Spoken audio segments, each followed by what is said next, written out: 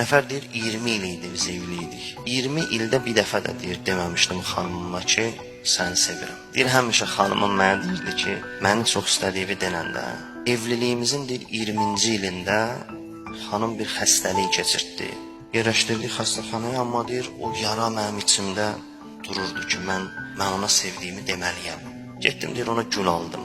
Gəldim deyir onun otağına, gözlərini açdı, deyir o gülü gördü, çox sevindi. Deyir mən ilk dəfə həyatımda ona deyəcəydim ki, səni sevirəm. Deyir başımı saldım aşağı, ona dedim ki, mən səni sevirəm.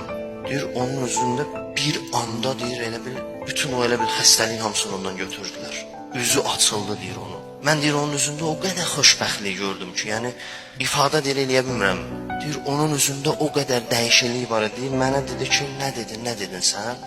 Deyir o qədər təəssüfləndim ki mən ki bunu demədiyim içimlə xanımım xəstələndi. Mən bunu 20 il deməmişəm, içimdə gəzdirmişəm.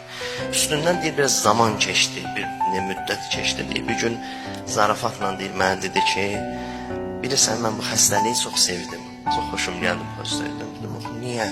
Deyir, əgər bu xəstəlik olmasaydı sən mənə deməyəcəydin, mən səni sevirəm.